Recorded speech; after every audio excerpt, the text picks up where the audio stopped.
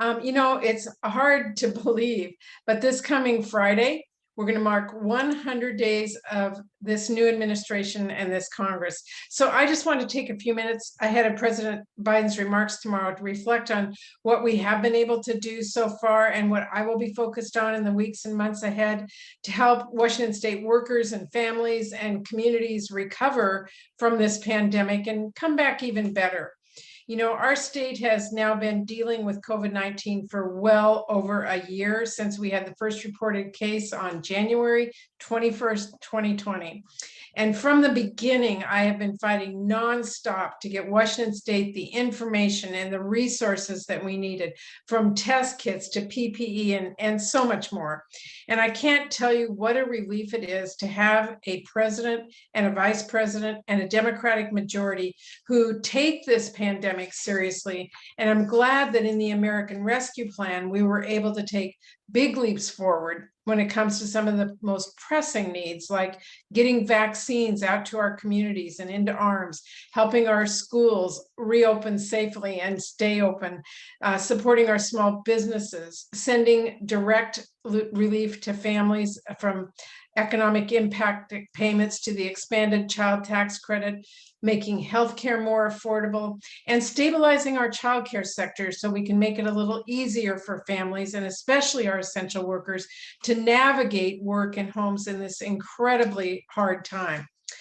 Just this past week, we were able to announce new funding coming to our state to help people get housed and to support students who are experiencing homelessness in the wake of COVID-19. And I'm also proud that the American Rescue Plan helped make sure our cities, our towns, and our tribal governments got the resources that they needed to support a strong COVID-19 response without having to cut services that people rely on. I firmly believe if we want to come back stronger and fairer as a country from this pandemic, we can't just get back to normal, where normal wasn't working for a lot of our families and communities in the first place. And with that goal in mind,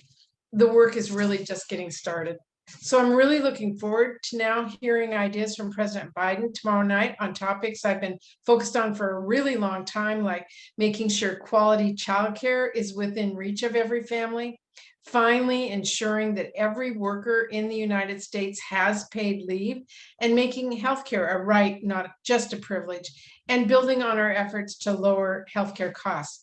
as well as tackling some of our outstanding challenges that grow more urgent by the day, like ensuring a pathway to citizenship for our immigrant friends, neighbors, and family members, confronting the climate crisis, securing voting rights, and in all we do,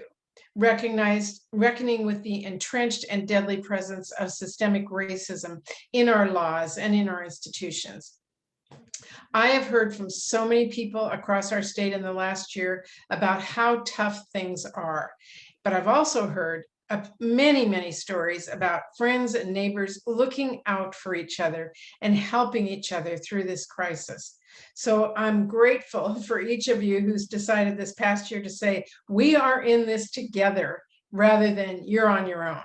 And I'm going to keep fighting to make sure that the laws and policies coming out of the other Washington are squarely aimed at making sure no one in our state is left behind as we rebuild.